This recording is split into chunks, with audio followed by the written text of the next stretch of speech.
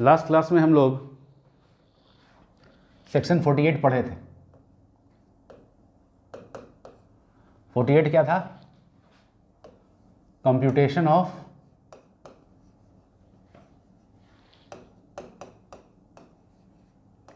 Long term या short term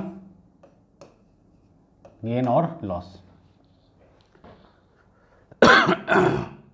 section 48 capital gain head का हमको मेथड ऑफ कंप्यूटेशन बताता है लॉन्ग टर्म या शॉर्ट टर्म का।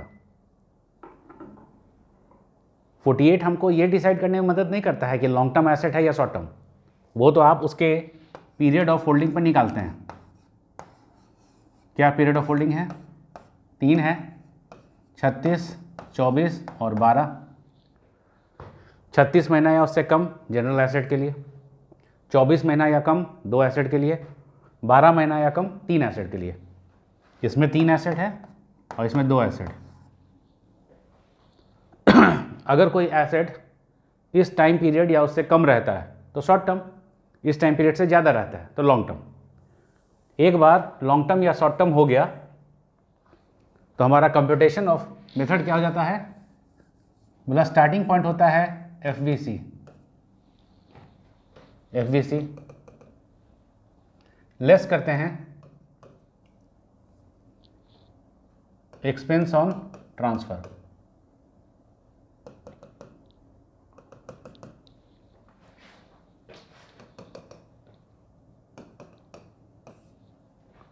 ये दोनों घटाने पर हमको आता है नेट सेल्स कंसिडरेशन। फिर लेस करते हैं कॉस्ट ऑफ एक्विजिशन और कॉस्ट ऑफ इंप्रूवमेंट।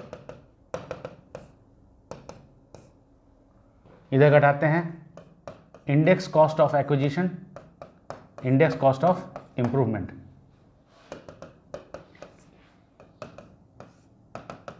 तो इधर आता है gross long term capital gain या लॉन्ग टर्म कैपिटल लॉस, और इधर आता है gross short term capital gain या शॉर्ट टर्म कैपिटल लॉस। एफवीसी तो दोनों में उठाते हैं, शॉर्ट टर्म हो या long term. Expense on transfer दोनों में घटाते हैं, ठीक। शॉर्ट टर्म में कॉस्ट ऑफ एक्विजिशन और कॉस्ट ऑफ इंप्रूवमेंट घटाते हैं, और लॉन्ग टर्म में इंडेक्स कॉस्ट ऑफ एक्विजिशन और इंडेक्स कॉस्ट ऑफ इंप्रूवमेंट घटाते हैं। जो घट करके आता है उसका नाम है ग्रॉस। लॉन्ग टर्म में 54 सेक्शन का जितना भी हम लोग को पढ़ना है या जो पढ़े हैं 54, बी, डी, ईसी और एफ सब घटाने को मिलता है। यहाँ पर पहला छोड़ के 2 यानी सिर्फ 2 घटाने मिलता है, 54B एंड 54D। क्लियर है? लास्ट क्लास में यही ना एंड किए थे हम लोग। लॉन्ग टर्म गेन है और शॉर्ट टर्म गेन है, दोनों में डिफरेंस यहाँ पर आता है, इंडेक्स कॉस्ट ऑफ एक्विजिशन और index cost of improvement. Short term में कॉस्ट ऑफ एक्विजिशन और कॉस्ट ऑफ इंप्रूवमेंट घटता है, यहाँ पे इंडेक्स घटता है। देखो सब है क्या, समझेंगे। आज के क्लास में हम लोग इन्हीं सब आइटम्स को समझेंगे कि भैया एफवीसी क्या है, एक्सपेंस ऑन ट्रांसफ़र क्या है। ये जो फॉर्मेट था इसको एक बार पढ़ लिया जाए पहले। आइए,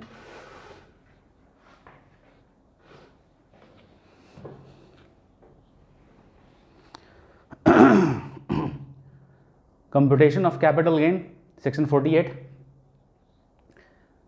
शॉर्ट टर्म कैपिटल गेन या loss, long term capital gain या लॉस,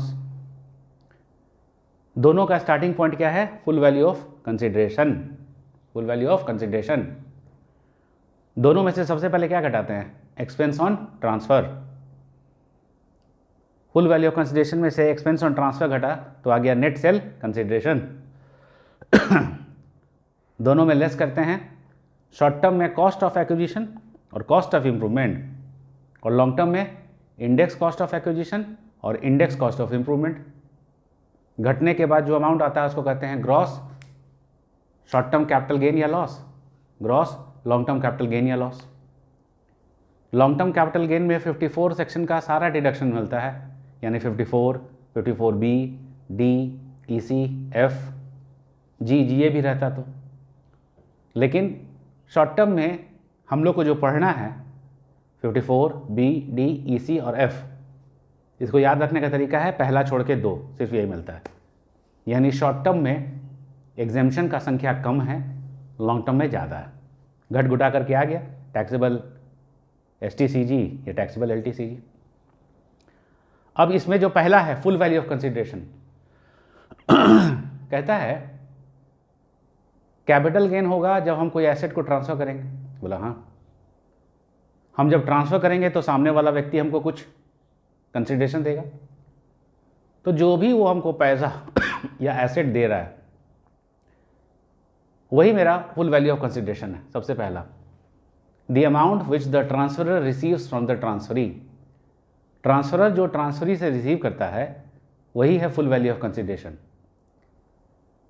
बोला कि ये अमाउंट कितना होगा ये ट्रांसफरर और ट्रांसफरी आपस में डिस्कस कर ले भाई, और जिस मूल्य पर ट्रांजैक्शन तय हुआ है वो वहाँ घटा ले, वहाँ लिख ले। इनकम टैक्स को फुल वैल्यू ऑफ कंसिडरेशन के एडिक्वेसी और इनएडिक्वेसी से मतलब नहीं है, यानी जो जिस मूल्य पे हम ट्रांसफ़र कर रहे हैं वो उचित है कि अनुचित है, ये सब देखने का काम इनकम टैक्स का नहीं है। बोला अच्छा, यही नियम है कि कुछ और भी है? बोला है। नॉर्मली इनकम टैक्स नज़र नहीं देखता है, गराता है कि आप कोई चीज़ कितना में बेच रहे हैं लेकिन अगर बिकने वाला आइटम लैंड और बिल्डिंग है तब उसका नज़र जो है इस FVC पे जाता है। जब लैंड और बिल्डिंग पर आएंगे तब पढ़ेंगे। एज ऑफ नाउ हमको क्या याद रखना है, what is FVC, full value of consideration है क्या? बोला जो जो ट्रांसफरर ट्रांसफरी से रिसीव करता है, क्या उसके कम या ज़्यादा होने पर इनकम टैक्स डिपार्टमेंट कोई चू चपाड़ करेगा? बोले कोई कुछ नहीं करेगा। जितना में बेचना बेचो, ज़्यादा में बेचोगे तो मुनाफा होगा टैक्स देना, कम में बेचोगे तो लॉस होगा। खाली एक जगह वो नज़र गड़ाता है, कब? जब ट्रांसफ़र होने वाला एसेट इमूवेबल प्रॉपर्टी है, उस समय उसका कान खड़ा हो जाता है, कितना में बेच रहे हो? अच्छा जरा आके बताओ तो, ठीक है। बोला कि जब हम ट्रांजैक्शन कुछ इस प्रकार का कर रहे हैं कि हम बेच रहे हैं आप खरीद रहे हैं, तब तुमको पता चल जाएगा FVC।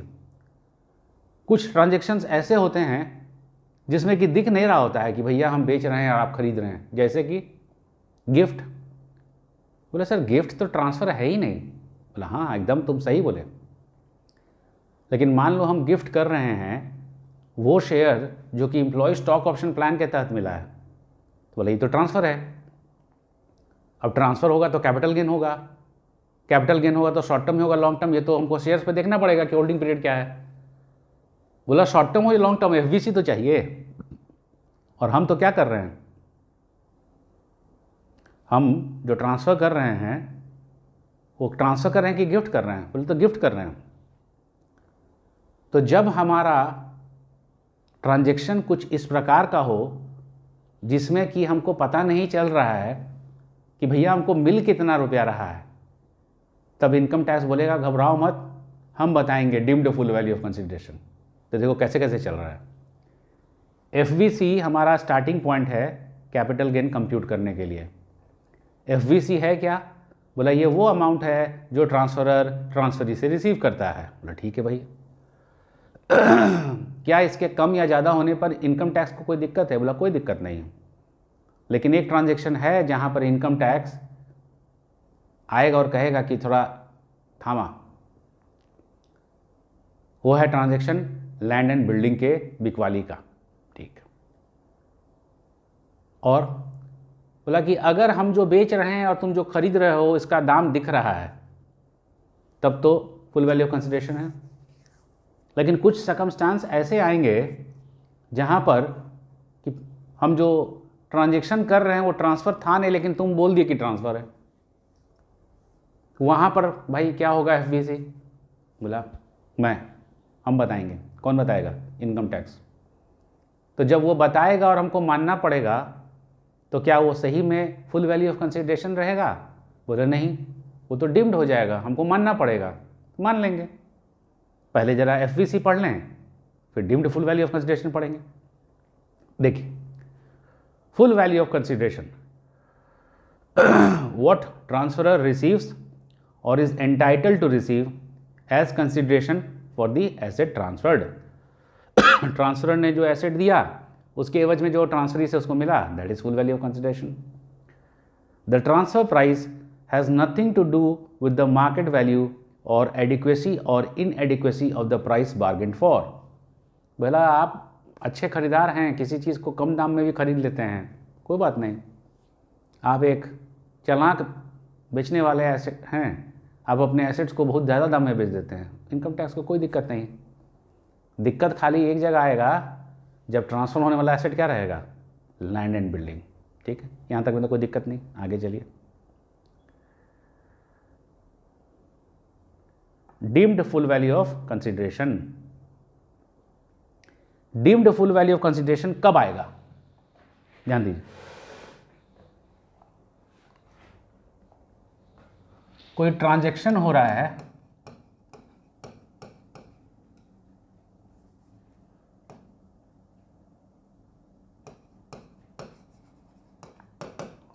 कोई ट्रांजैक्शन हो रहा है, मान लीजिए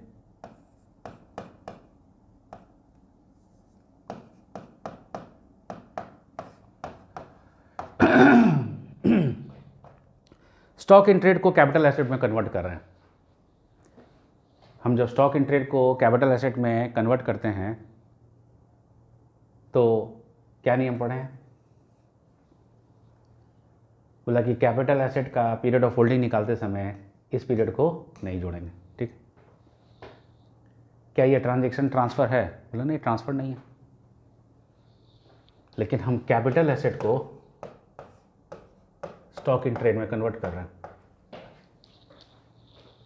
कैपिटल एसेट को क्या चीज़ में कन्वर्ट कर रहे हैं, स्टॉक इन ट्रेड. क्या ये ट्रांजैक्शन ट्रांसफ़र है, तो हम लोग पहले पढ़ें यहाँ भाई ये ट्रांसफ़र है. अब ट्रांसफ़र है तो कैपिटल गेन होगा. कैपिटल गेन होगा तो सबसे पहले हमको क्या चाहिएगा, एफवीसी. ये कैपिटल एसेट को हम बेचे हैं कि अपने घर में ही बैठ करके कैपिटल एसेट को खाली कन्वर्ट कर लिए, बिजनेस में स्टॉक बना दिए.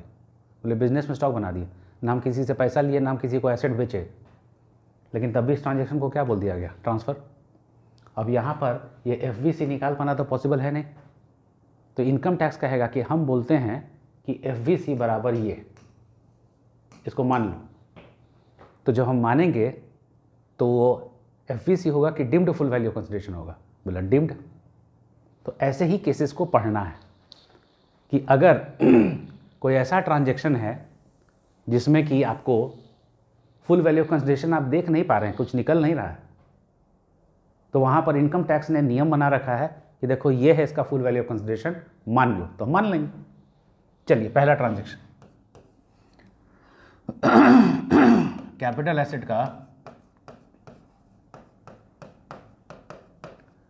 कैपिटल एसेट का डिस्ट्रक्शन हो रहा है और इंश्योरेंस कंपनी हमको क्लेम में मनी या एसेट और एंड है. ठीक है, कैपिटल एसेट का डिस्ट्रक्शन और इंश्योरेंस कंपनी हमको क्लेम में मनी या कोई एसेट दे रही है. क्या ये ट्रांजैक्शन ट्रांसफ़र है, आंसर है नहीं. ये ट्रांजैक्शन तो ट्रांसफ़र है ही नहीं, लेकिन इस पर कैपिटल गेन आएगा. बोला हाँ, कैपिटल गेन आएगा तो हमको एफवीसी चाहिए, क्योंकि बिना एफवीसी के तो कैपिटल गेन निकलेगा नहीं. तो बोला क्या ले इसका एफवीसी. बोला अगर पैसा दे रहा है तब तो पैसा, लेकिन अगर एसेट दे रहा है तो क्या. बोला जिस दिन हमको एसेट देगा उस दिन का उसका फेयर मार्केट वैल्यू. ध्यान चलते हैं, एक कैपिटल एसेट था, डिस्ट्रॉय हो गया, इंश्योरेंस कंपनी ने हमको क्लेम दिया.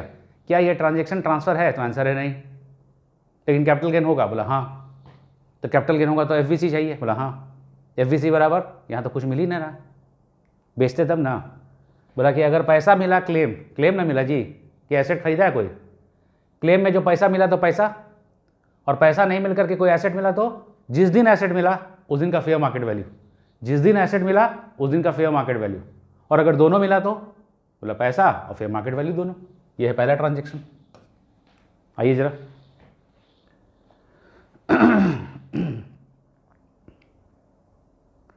Deemed full value of consideration. देखिए, मनी मोड ऑफ ट्रांसफर क्या है, मनी और asset received from an insurer on account of damage or destruction of any capital asset, value of money and or FMV of the asset on the date of receipt. Underline कीजिए, FMV asset date of receipt, date of receipt. अब ध्यान दीजिए,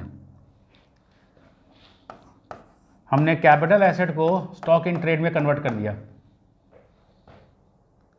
क्या ये transaction transfer है? बोला हाँ. Capital gain होगा? बोला हाँ. कैपिटल गेन होगा तो हमको एफवीसी चाहिए? बोला हाँ. क्या हम किसी को बेचे हैं? ना. क्या कोई हमसे खरीदा है? ना. तो एफवीसी होगा क्या?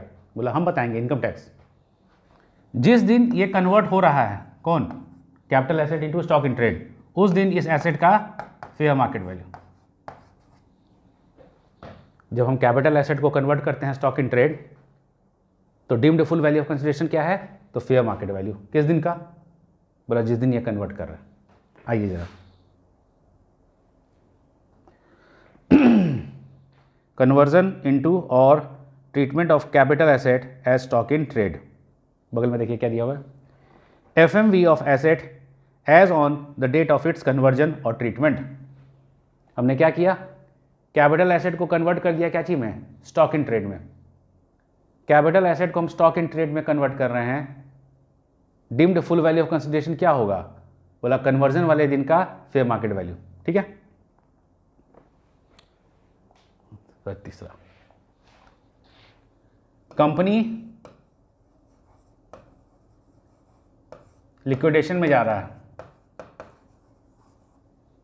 यहां हम शेयर खरीदे, यहां कंपनी लिक्विडेशन में गया, यहां पर हमको पैसा दिया.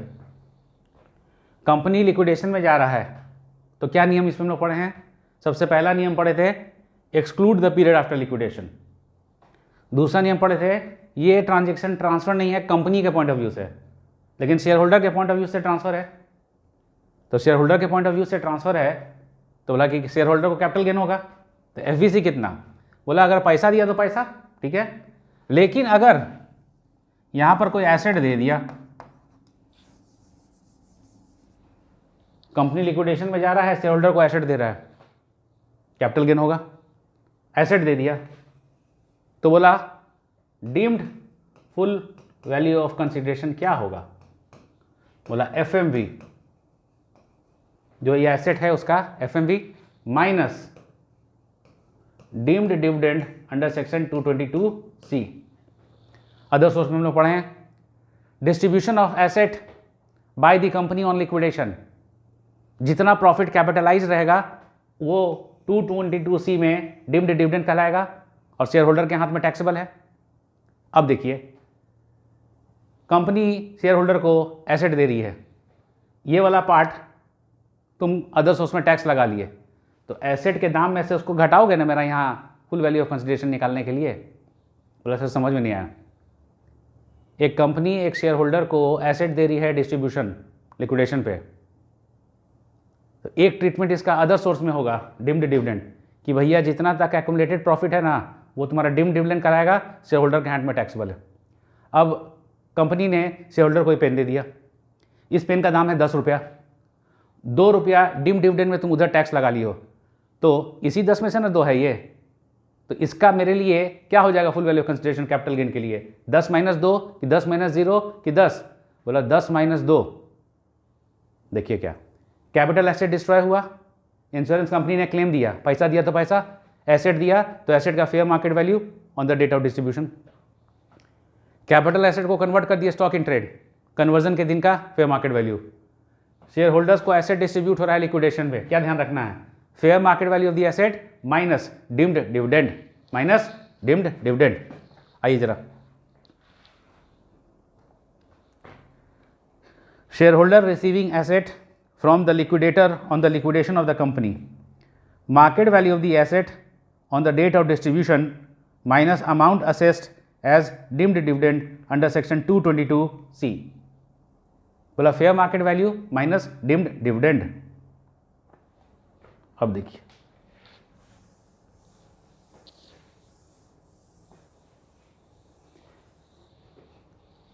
क्या गिफ्ट ट्रांसफर है? नहीं, गिफ्ट इज नॉट ट्रांसफर। लेकिन गिफ्ट अगर हो रहा है शेयर्स जो कि हमको मिला था खरीद के कि एम्प्लॉय स्टॉक ऑप्शन प्लान के तहत, एम्प्लॉय स्टॉक ऑप्शन प्लान के तहत, तो gifting of shares received under employee stock option plan is taxable, क्योंकि ये ट्रांजैक्शन ट्रांसफर है।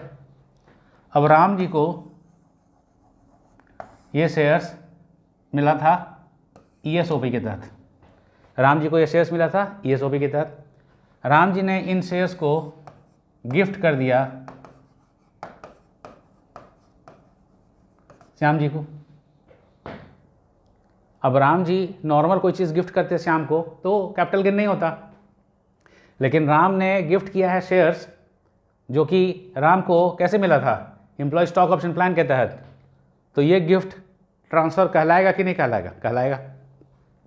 क्या राम को श्याम से कुछ पैसा मिला? बोला कोई नहीं, लेकिन कैपिटल गेन तो कंप्यूट करना है। तो कैसे कंप्यूट करेंगे? एफवीसी बराबर कितना हो जाएगा? एफएमवी। जिस दिन हम गिफ्ट कर रहे हैं उस दिन इन शेयर्स का जो एफएमवी होगा वही मेरे लिए क्या हो जाएगा? Full value of consideration. यानी देखो हो क्या रहा है, हम जो चीज़ ट्रांसफ़र कर रहे हैं उसके एवज में उधर से कुछ पैसा वैसा दिख नहीं रहते हुए एफएमवी उठा लो, खाली एक जगह एफएमवी में से डिविडेंड माइनस करना होता है। देखो पहला, इंश्योरेंस कंपनी से एसेट मिला, जिस दिन मिलेगा उस दिन का एफएमवी। दूसरा, कैपिटल एसेट को स्टॉक इन ट्रेड में कन्वर्ट कर लिए, एफएमवी किस दिन का? कन्वर्जन वाले दिन का। तीसरा, कंपनी शेयर होल्डर को एसेट डिस्ट्रीब्यूट कर रही है, बोले जिस दिन मिला एसेट उस दिन का FMV minus dim dividend under section 222C। चौथा क्या था? गिफ्ट कर रहे हैं शेयर्स जो कि हमको कैसे मिला था? एम्प्लॉय स्टॉक्स ऑप्शन प्लान के चलते, एफएमवी। तो वो यहाँ पे हम लोग 4 ही पढ़ रहे हैं, ऐसा केसेस और भी है, फाइनल में पढ़ना है बाकी। क्लियर है? आइए जरा, gift of shares allotted under employee stock option plan. Gift कर रहे हैं उन शेयर्स को जो ईएसओपी के तहत आया। बोला सर अगर हम कोई शेयर खरीदे रहते और उसको हम गिफ्ट करते, बोला कोई कैपिटल गेन नहीं होता। गिफ्ट टैक्सेबल कब होगा? जब गिफ्ट में जाने वाला एसेट शेयर है और वो शेयर मेरे पास पैसा दे के आया था कि जीरो वैल्यू पे आया, भला जीरो वैल्यू पे आया था, सैलरी हेड में आप पर टैक्स लगाया गया था, ठीक है, परक्विजिट मान करके। अच्छा वही वाला है? बोला हाँ वही वाला है। तो gift of shares allotted under ESOP, FMV on the date of gift, FMV on the date of gift. हर एक केस में देखिए एफएमवी ही चल रहा है। डिस्ट्रक्शन वाले में एफएमवी, कन्वर्जन वाले में एफएमवी, शेयर होल्डर वाला में एफएमवी, लेकिन इसमें से एफएमवी में से dim dividend under section 222C घटा दिए, गिफ्ट शेयर्स में एफएमवी।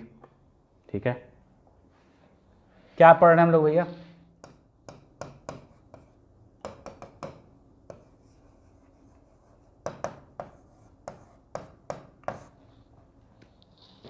हम लोग पढ़ रहे हैं कैपिटल गेन निकालने का तरीका। कैपिटल गेन निकालने के लिए सबसे पहले एफवीसी चाहिए। भैया जितना में बेच रहे हो यहाँ एफवीसी लिख दो, कम है ज़्यादा है उससे इनकम टैक्स को कोई लेना देना नहीं। इनकम टैक्स का काली नज़र कब तिरछा होगा आपके ऊपर? जब वहाँ पर एसेट कौन है? Land and building. वहाँ पे क्या नियम होगा समझेंगे। ये 4 केस था जिसमें कि हमको दिख नहीं रहा था कि कुछ आ रहा है, तो सरकार ने बताया कि मैं बताऊंगा कितना है तुम्हारा deemed full value of consideration. ठीक है भैया, अब आते हैं एक्सपेंस ऑन ट्रांसफ़र। आप जो कैपिटल एसेट ट्रांसफ़र कर रहे हैं, इसके ट्रांसफ़र करने में जो भी खर्च आपको लग रहा है वो आप एक्सपेंस ऑन ट्रांसफ़र के नाम पे घटा लीजिए। ध्यान रहे कि अगर आप यहाँ पर घटा रहे हैं उस एक्सपेंस को तो आप कहीं और नहीं घटा सकते हैं। मान लीजिए कि एक मेरा एसेट है बिल्डिंग, जिसका हम इस्तेमाल बिजनेस में करते हैं।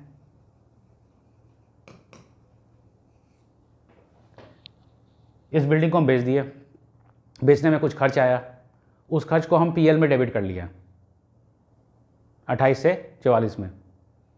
अब जब कैपिटल गेन में इस बिल्डिंग का कैलकुलेट करने आएंगे कि नफ़ा है कि नुकसान, तो क्या यहाँ पर हमको घटाने मिला जाएगा? बोला नहीं।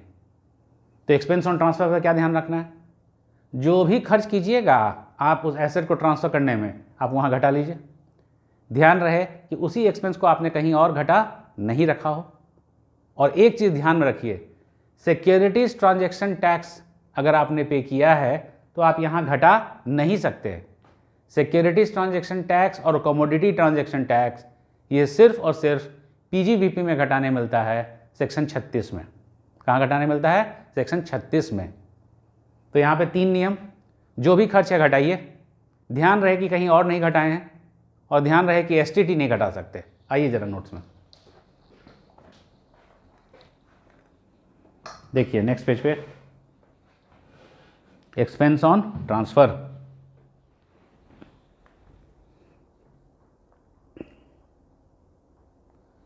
Any expenditure incurred whether directly or indirectly for the purpose of transfer. If for any expense any deduction has been claimed under any other provision of the act, then it cannot be claimed as a deduction under this clause. अगर कहीं पे आपने इस खर्च को घटा रखा है तो क्या आप इस खर्च को यहां पर भी घटाइएगा? बोला आंसर है नो। लास्ट लाइन देखिए, STT Securities Transaction Tax cannot be treated as expense of transfer. Securities Transaction Tax जो आप पे करेंगे उसको आप एक्सपेंस नहीं दिखा सकते कैपिटल गेन में। बगल में नोट कर लीजिए,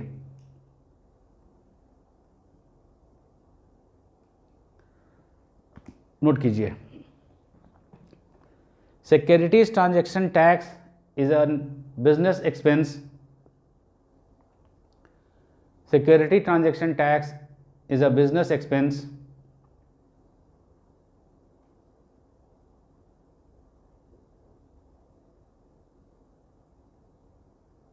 allowed as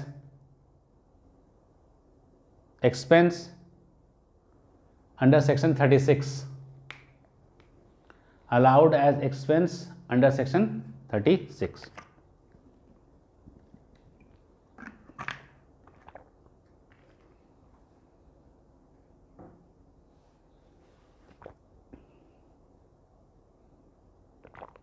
ठीक है, अब देखिए, एफवीसी एक्सपेंस ऑन ट्रांसफर, इसके पास क्या घटाते हैं आप? कॉस्ट ऑफ एक्विजिशन, यानी तो इंडेक्स कॉस्ट ऑफ एक्विजिशन, ये नहीं घटाते हैं। कॉस्ट ऑफ एक्विजिशन कब घटाते हैं? जब शॉर्ट टर्म गेन या लॉस हो रहा है। इंडेक्स कॉस्ट ऑफ एक्विजिशन कब घटाते हैं?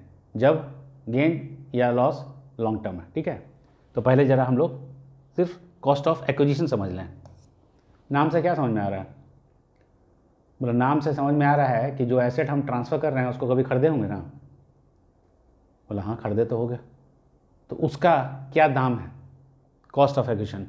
इसको बताया गया है सेक्शन 55 में। देखिए 45 पढ़े हम लोग। प्रीवियस ईयर में एसएससी ने कैपिटल एसेट को क्या किया था? ट्रांसफ़र। कैपिटल एसेट के ट्रांसफ़र करने पे हो गया नफ़ा, एग्जेम्प्ट नहीं है अगर section 54 B D E C F, तो जो बचेगा that will be income from capital gain. फिर पढ़े थे 46 और 47 कि कब ट्रांजैक्शन ट्रांसफ़र नहीं कहलाएगा। फिर पढ़े थे 48 कैपिटल गेन कंप्यूट करने का मेथड। 49 1 तो हल्का सा जानते ही हैं, गिफ्ट विल इनहेरिटेंस वाला। सीधे चल के उछल के कहाँ चले गए? 55 में कॉस्ट ऑफ एक्विजिशन, अंतिम सेक्शन। बोले ठीक, बताइए किसी एसेट को आप खरीद रहे हैं तो उसका कॉस्ट ऑफ एक्विजिशन क्या होगा? बोले जो आप पेमेंट कीजिएगा उसका दाम प्लस उस एसेट को आपको खरीद करके अपने नाम ट्रांसफ़र कराने और यूजेबल फॉर्म में लाने में जो भी खर्च लगेगा। 50 रुपया का एसेट खरीदे, 2 रुपया रजिस्ट्रेशन का चार्ज लगा, तो मेरा खर्च उस एसेट के प्रति कितना हो जाएगा? 50 कि 50 + 2? बोला सर 50 + 2। मान लीजिए कि हम उस एसेट को खरीदने के लिए लोन लिए थे और उस लोन पर इंटरेस्ट था, तो बोला वो इंटरेस्ट भी उस एसेट के दाम में जुड़ जाएगा तब तक जब तक कि वो एसेट आपके नाम में नहीं हो जाता। तो जो पैसा हम पे किए, वो जो भी खर्च किए उसको अपने नाम में करवाने के लिए, वो अगर हमने लोन लिया था और लोन लेकर इंटरेस्ट पे कर रहे थे तो उस इंटरेस्ट का हिस्सा भी हमारे उस एसेट के दाम में क्या हो जाएगा, जुड़ जाएगा। तीसरा इंपॉर्टेंट है, हम एक एसेट खरीदे, 50 रुपया दिए, अपने नाम में कराने गए तो 2 रुपया लगा, और जब वहाँ गए तो देखिए कि अरे इस एसेट के ऊपर तो लोन लिए हुए था बदमाश आदमी, अब उस लोन को, मॉर्गेज को छुड़ाने के लिए हमको 3 रुपया लगा, तो उस टोटल एसेट का दाम कितना हो जाएगा, 50 जो हम बेचने वाले को दिए, 2 रुपया इंटरेस्ट या एक्सपेंस, और 3 रुपया जो मॉर्गेज छुड़ाए वो। ठीक, यानी कोई एसेट को खरीद के अपने नाम में कराने में जो भी खर्च लगेगा उस खर्च को जोड़ देंगे। वो खर्च हो सकता है इंटरेस्ट, वो खर्च हो सकता है मॉर्गेज। मान लीजिए हम एक एसेट खरीदे 5 करोड़ रुपया में, आने वाले टाइम में हम उस एसेट को गिरवी रख के लोन उठा लिए, 2 करोड़ लोन उठा लिए, 5 करोड़ के एसेट पे 2 करोड़ लोन उठा लिए। अब वो हम 2 करोड़ उसको वापस लौटाए, एसेट फिर से मेरे नाम में हो गया, तो क्या एसेट का दाम 7 करोड़ हो जाएगा? बोला नहीं।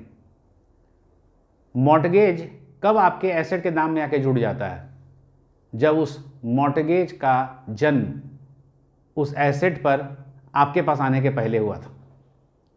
हम कोई एसेट खरीदे और उस पर पहले से लोन है 2 रुपया का, तो क्या वो 2 रुपया हम बिना चुकाए हुए अपने नाम में कर सकते हैं? नहीं। तो हम कॉस्ट ऑफ एक्विजिशन COA में क्या क्या लेके आएंगे? जो हमने खरीदने में पैसा लगाया वो, प्लस जो हमने उसको अपने नाम में कराने में लगाया पैसा वो, प्लस जो हमने इंटरेस्ट पे किया वो, प्लस जो मॉर्गेज छुड़ाने में खर्च लगा वो। लेकिन ये मॉर्गेज कौन है? मेरे नाम में आने के बाद का मॉर्गेज कि मेरे नाम में आने के पहले का मॉर्गेज? तो बोला आपके नाम में आने के पहले का मॉर्गेज। पढ़ना इसमें ये नहीं है, पढ़ना इसमें क्या है अभी बताते हैं। हम कोई एसेट खरीदे तो उसका खरीद मूल्य मेरा खरीद मूल्य हो गया, कॉस्ट ऑफ एक्विजिशन। मेरे पास कोई एसेट गिफ्ट में आ गया तो हम पेमेंट तो किए नहीं है, तो मेरे लिए इसका खरीद मूल्य क्या होगा? तो बोलेगा कि जब आपको पता ना चले कि आप जो बेच रहे हैं उसमें कितना फुल वैल्यू ऑफ कंसिडरेशन है, तो हम आपको बताएंगे deemed full value of consideration. जब आप खरीद रहे हैं आपको पता ही नहीं चल रहा है कि एसेट में आपने कितना रुपया पे किया, तो आपका जो कॉस्ट ऑफ एक्विजिशन है वो हम बताएंगे, और हम जो बताएंगे और आप मानिएगा वो एक्चुअल कॉस्ट ऑफ एक्विजिशन रहेगा कि डीम्ड रहेगा? बोला डीम्ड रहेगा। तो जिस प्रकार से deemed full value of consideration होता है उसी तरह से डीम्ड कॉस्ट ऑफ एक्विजिशन होता है। पढ़ना हम लोग को आज यही है, आज, और हो सकता है अगला क्लास में भी हम लोग चल जाएं अलग अलग ट्रांजैक्शन जिसमें कि खरीद मूल्य। ठीक है, चलिए आइए देखिए।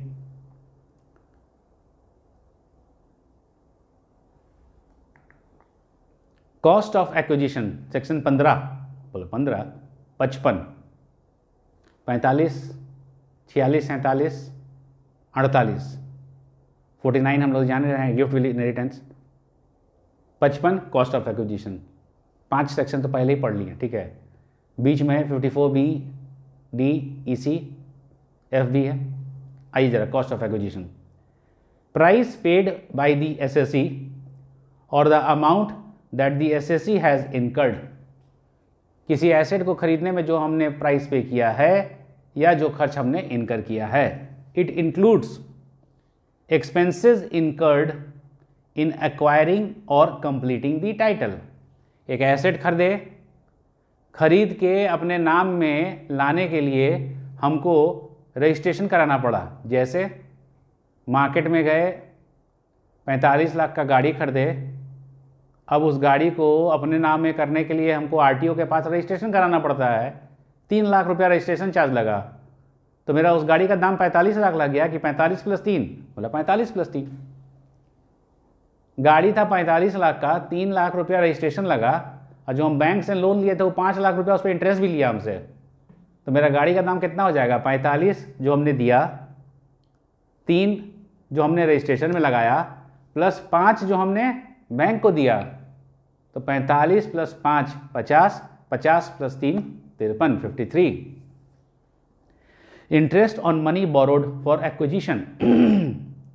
D, money spent to discharge mortgage created before acquisition. Underline कर लीजिए, मॉर्गेज क्रिएटेड बिफोर एक्विजिशन।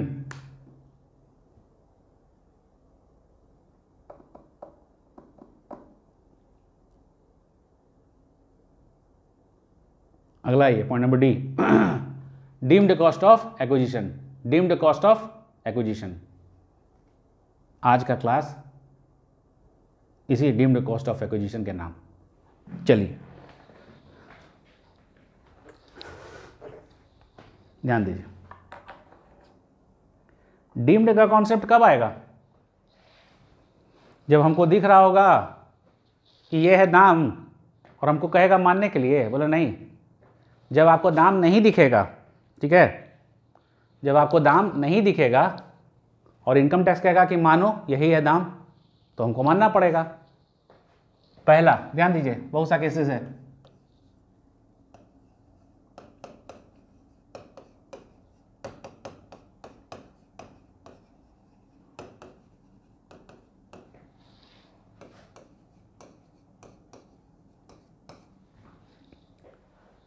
आपके पास 49(1) में दिए गए तरीका से एसेट आ रहा है।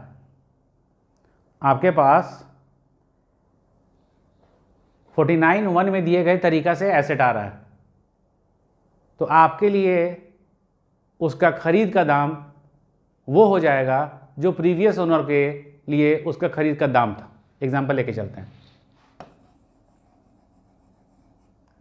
राम ने एक मशीन खरीदा 5 लाख। यहां पर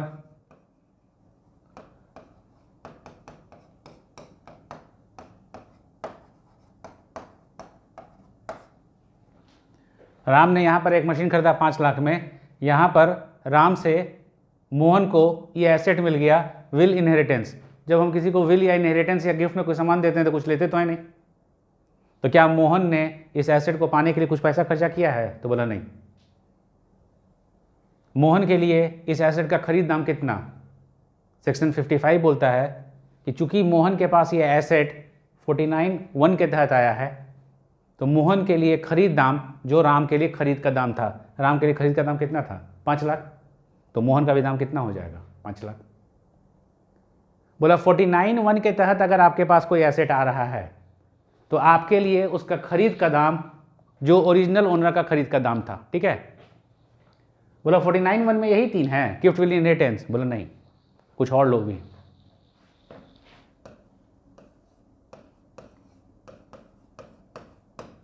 HUF का पार्टीशन हो रहा है,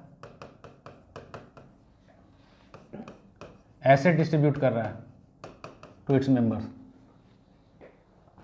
HUF का पार्टीशन हो रहा है और एसेट डिस्ट्रीब्यूट कर रहा है टू द मेंबर्स। तो मेंबर्स के लिए उस एसेट का खरीद दाम कितना? बोला जितना उस HUF का खरीद का दाम था, जितना उस HUF का खरीद का दाम था। बोला और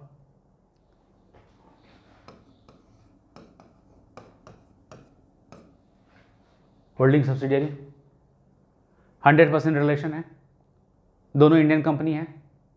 होल्डिंग ने एसेट ट्रांसफर किया सब्सिडियरी को, सब्सिडियरी के लिए खरीद का मूल्य कितना हो जाएगा? बोला जितना में होल्डिंग ने खरीदा था, ठीक है। आइए जरा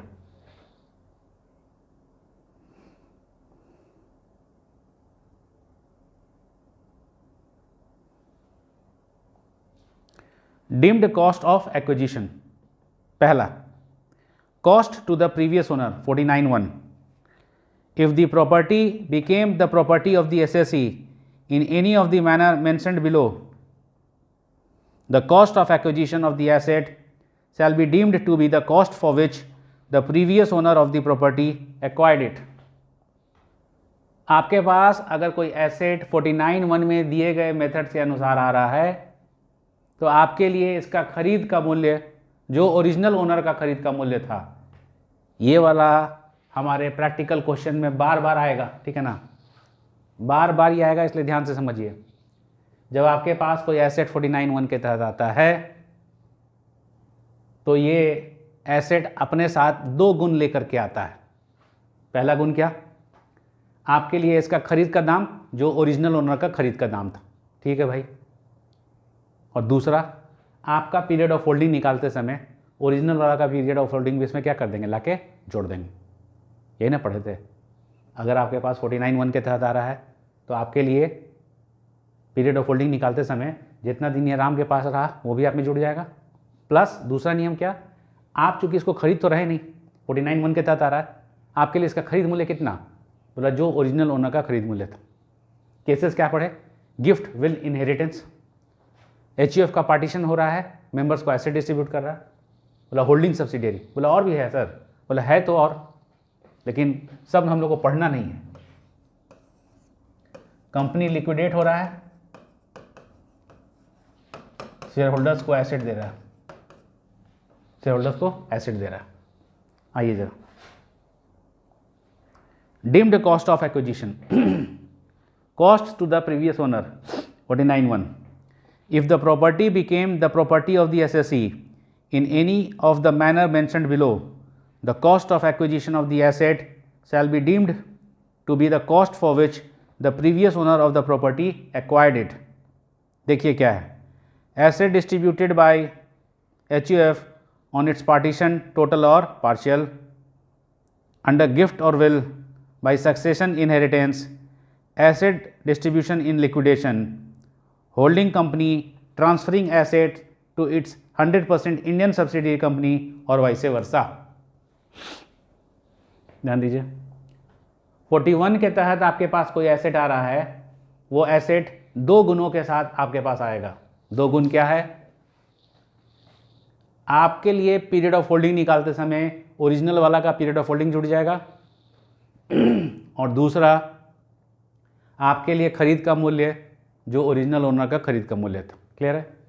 ठीक, अब चलिए दूसरा,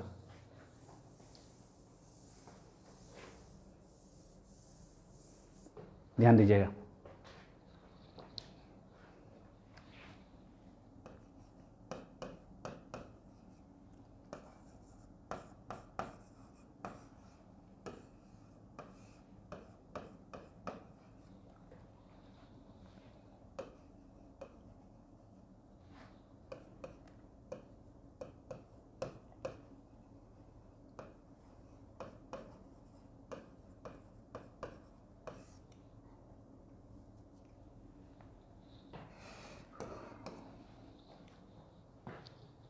मिस्टर राम का ए लिमिटेड में 50 शेयर था 100 रुपया दाम पे।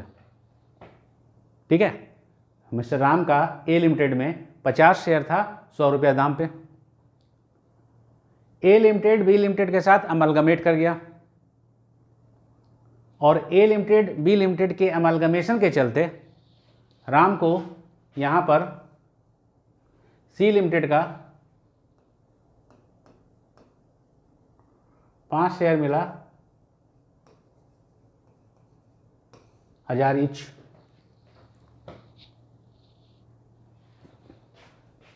दस शेयर कर देते हैं, फिर से चलता है। राम ए लिमिटेड में 50 शेयर होल्ड करता था 100 रुपया दाम से। ए लिमिटेड का बी लिमिटेड के साथ अमलगमेशन हुआ, इस अमलगमेशन के चलते राम को सी लिमिटेड का यहाँ पर शेयर मिला 10 शेयर 1000 रुपये ईच। ठीक है, हम लोग पहले क्या पढ़े, हम लोग पढ़े हैं कि ये 10 शेयर का पीरियड ऑफ होल्डिंग निकालते समय जितना दिन पुराने कंपनी में वो शेयर होल्डर था वो पीरियड को क्या कर देंगे, जोड़ देंगे, इंक्लूड द पीरियड। ठीक है, आज एक नया चीज़ पढ़ रहे हैं, इस 10 शेयर का दाम कितना, कहता है बाएं साइड से लेफ्ट साइड से अमाउंट निकालो, 50 × 100 कितना हो गया 5000, और इधर से नंबर ऑफ निकालो, तो 10 शेयर का दाम कितना 5000, तो एक शेयर का दाम 500। ध्यान दीजिए, एक कंपनी अमालगमेट किया, अमालगमेशन के चलते हमको नए कंपनी में शेयर मिला, नए कंपनी में जो शेयर मिला उसका ये दाम देखेंगे, बोले ना नए कंपनी में से नंबर उठाओ, कितना शेयर मिला है? अरे सर 10 शेयर मिला है। पुराने कंपनी में देखो तो टोटल कितना था इसका शेयर का वैल्यू? एक का दाम था 100, 50 था, तो 50 × 100 किया तो 5000। तो चलो इस 10 का दाम कितना हो गया? 500 रुपया। मान लो कि ऐसा है 100 शेयर्स, 50 शेयर 100 रुपया ईच वाला को 100 शेयर मिला 1000 रुपया ईच। तो इस हर एक शेयर का दाम 1000। बोला ना ई दाम से तो कुछ करना ही नहीं है। बोला राइट साइड से नंबर उठाओ, कितना नंबर है? 100। और लेफ्ट साइड से अमाउंट उठाओ, ये बोला नहीं टोटल अमाउंट 15 × 100 कितना? 5000। यानी 100 शेयर का दाम कितना रुपया हो गया? 5000। 100 शेयर का दाम कितना हो गया? 5000। तो एक का कितना हो जाएगा? 50 रुपये। कैसे ध्यान रखना है? लेफ्ट साइड से टोटल वैल्यू निकालो, राइट साइड से नंबर्स निकालो। इतना नंबर के लिए इतना वैल्यू, हर एक का दाम। कुछ दिमाग लगाने की जरूरत नहीं है। ये फंडा अभी बहुत जगह काम आएगा। डिवेंचर को कन्वर्ट कर रहे हैं इक्विटी शेयर में, प्रेफरेंस शेयर को कन्वर्ट कर रहे हैं इक्विटी शेयर में। दाहिने तरफ से राइट साइड से नंबर्स निकालो और लेफ्ट साइड से वैल्यू निकालो। इतना नंबर के लिए ये 3 जगह ये कॉन्सेप्ट काम करेगा, इसलिए ठीक से समझो। एक कंपनी अमालगमेशन में गया, अमालगमेशन के चलते हमको पुराने कंपनी के शेयर के बदले में नई कंपनी का शेयर मिला।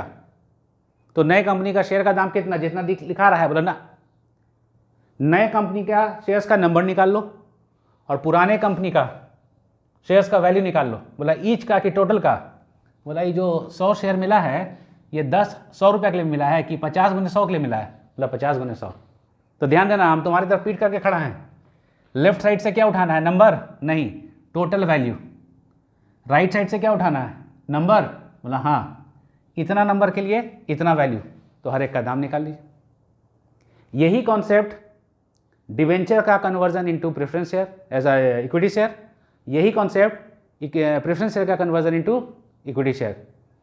जितना रुपया का डिवेंचर या प्रेफरेंस शेयर गायब हुआ उतना रुपया के लिए इतना शेयर मिला। तो इतना शेयर का दाम कितना हो जाएगा? राइट साइड से नंबर उठाइए और लेफ्ट साइड से क्या उठाइए? वैल्यू। आइए जरा,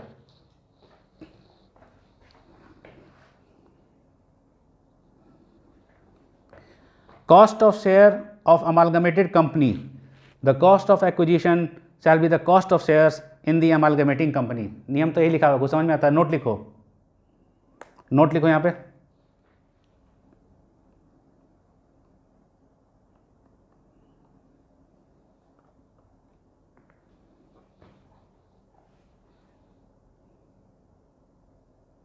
इसको उतारो, copy this down. A limited में 50 शेयर था 100 का, सी लिमिटेड में शेयर मिला 100 शेयर 1000 ईच का।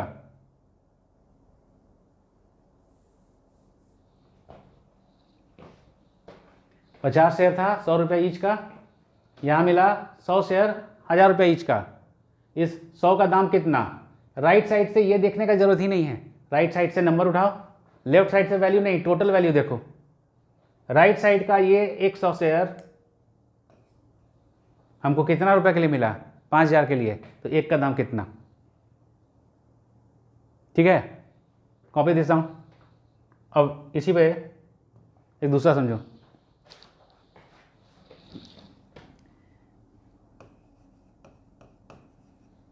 यहां पर हम डिवेंचर खरीदें 100 debenture at the rate 100 each. ठीक है, फुल्ली कन्वर्टेबल डिवेंचर था, पूरा का पूरा डिवेंचर को गायब कर दिया। हमको इधर में 2 इक्विटी शेयर दिया at the rate 50 each. Debenture को कन्वर्ट कर दिया क्या चीज में? इक्विटी शेयर में। सबसे पहला तो डिवेंचर का conversion into equity share transfer है लेना, 46 47 में पढ़े, ट्रांसफर नहीं है। डिवेंचर का कन्वर्जन इनटू इक्विटी शेयर, बोला इस इक्विटी शेयर का दाम कितना होगा? क्या बोले गुरुजी? राइट साइड से नंबर उठाइए 2 और लेफ्ट साइड से वैल्यू उठाइए 100 × 100, टोटल कितना हो गया? 1000 नहीं 10,000, सॉरी 10,000। 2 शेयर का दाम कितना 10,000, तो एक का दाम कितना हो जाएगा 5,000। यही फंडा ना भी लगाएं इसमें। 50 शेयर था 100 के दाम से, हमको 100 शेयर मिला 1000 के दाम से, तो इस 100 शेयर का दाम 1000 रुपया बोला ना, अमलगमेशन में मिला है ना। इस ट्रांजेक्शन को तो ट्रांसफर हम लोग कहते ही नहीं है। तो इस 100 शेयर का दाम कितना, क्या बोले हैं गुरु जी, राइट साइड से क्या उठाइए वैल्यू कि नंबर, लेफ्ट साइड से क्या उठाइए वैल्यू। इतना नंबर के लिए इतना वैल्यू, तो एक के लिए कितना, देख लीजिए। यही डिवेंचर था फुली कन्वर्टेबल, 100 डिवेंचर 100 रुपया ईच के हिसाब से हमको 2 इक्विटी शेयर दे दिया। तो इस 2 इक्विटी शेयर का दाम 50 रुपया 100 रुपया बोला ना। इस 2 इक्विटी शेयर राइट साइड से क्या उठाना है नंबर, लेफ्ट साइड से क्या उठाना है नंबर की वैल्यू। मान लो पार्टली कन्वर्टेबल था, 100 डिवेंचर था 100 रुपया के दाम से 2 इक्विटी शेयर मिला। बोला कि जब हमको 2 इक्विटी शेयर मिला तो ये पार्शियल कन्वर्जन हुआ, उसके बाद बच गया 100 debenture at the rate of 50 each. मेरे पास था 100 debenture at the rate 100 each, partial conversion हुआ 100 डिवेंचर ही रहा लेकिन वैल्यू घटा दिया, हमको मिला 2 इक्विटी शेयर। तो देखिए कितना रुपया वैल्यू था, 100 डिवेंचर 100 के हिसाब से 10,000, आज कितना है 100 डिवेंचर 50 के हिसाब से यानी कितना 5,000। तो रिडक्शन इन वैल्यू कितना है 5,000। इसी के लिए हमको ये शेयर मिल रहा है। अगर पूरा का पूरा डिवेंचर गायब हो जाता तो टोटल कितना रुपया गायब होता 10,000। बोला टोटल डिवेंचर नहीं गायब हुआ है, 50% वैल्यू गायब हुआ है, तो ये जो 2 इक्विटी से मिला ये 50% के लेना है, ये 5,000 हो गया। देखिए फंडा क्या चल रहा है,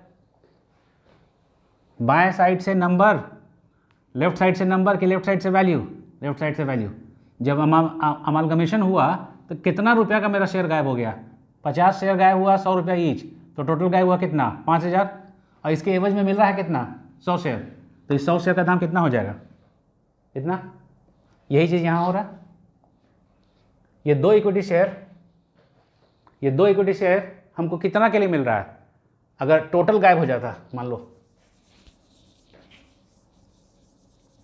कि भाई डिवेंचर कन्वर्ट हुआ, पूरा डिवेंचर गायब हुआ, तो कितना का डिवेंचर गायब हो गया 10,000।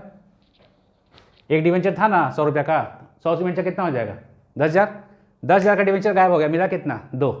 लेफ्ट साइड से क्या उठाएंगे वैल्यू, राइट साइड से क्या उठाएंगे नंबर। मान लो कि ऐसा है पार्शियल है, पहले ये था आफ्टर कन्वर्जन 100 डिवेंचर है एट द रेट 50 ईच, कितना बचा 5,000। तो टोटल रिडक्शन इन वैल्यू कितना हुआ 5,000। ये 5,000 के लिए हमको कितना शेयर मिल रहा है 2, तो इस 2 का दाम कितना हो जाएगा 5,000। ठीक है, आओ जरा नोट्स में आओ। Cost of share debenture acquired on the conversion of debenture, that part of the cost of debenture for which the share debentures are issued. कुछ समझ में नहीं आता, नोट लिखो।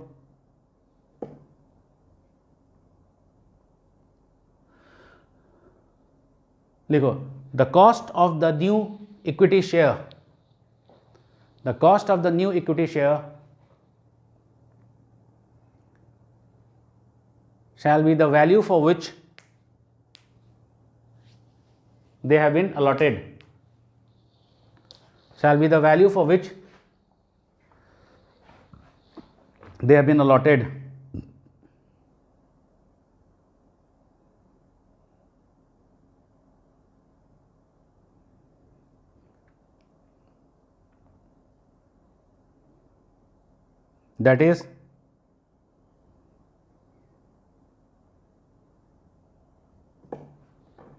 That is the value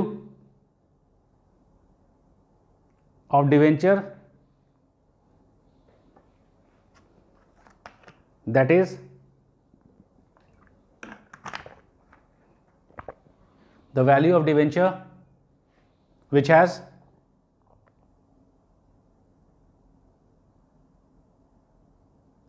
disappeared. देखिए 10,000 का था, पूरा डिवेंचर गायब हो गया, तो कितना वैल्यू भागा डिवेंचर का? 10,000। कितना इक्विटी शेयर मिला? 2। तो हर एक का दाम कितना हो गया? 10,000 डिवाइडेड बाई 2। बोला पार्शली कन्वर्ट कर दिया यार, 10,000 का डिवेंचर था, 5,000 का बचा हुआ है, कितना गायब हो गया, कितना डिसअपियर हो गया? बोला 5,000। मान लो ऐसा रहता 4,000 बचा हुआ था, कितना गायब हो गया? 6,000। ऐसा हो सकता था। हमको निकालना है कि कितना का वैल्यू गायब हुआ। जो वैल्यू गायब हुआ वही नए वाले का क्या हो जाएगा?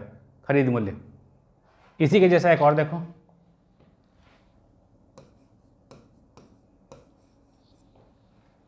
यहां पर प्रेफरेंस शेयर खरीदे 500 each, 500 at the rate 1,000 each.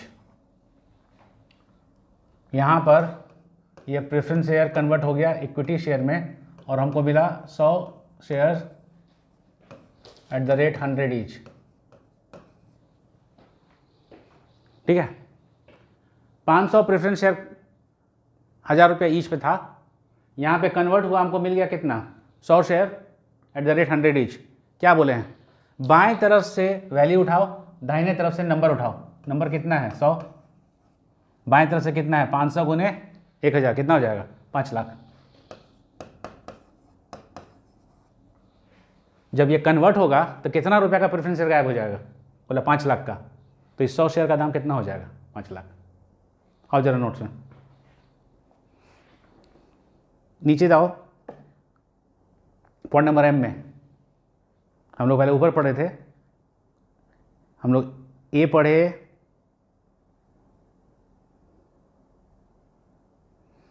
पढ़े, प्रीवियस ओनर वाला, बी पढ़े अमालगमेटेड कंपनी वाला, सी पढ़े डिवेंचर वाला।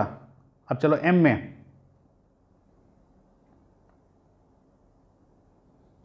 आओ।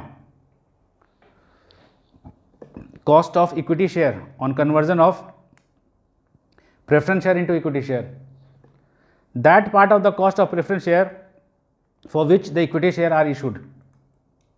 नोट लिखो,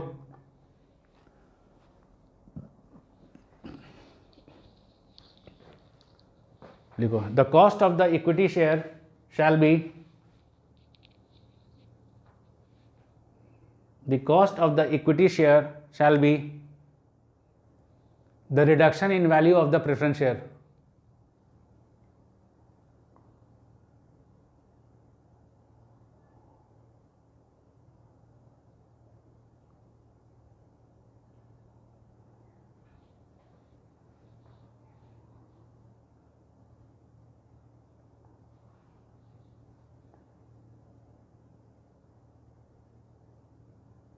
ठीक है,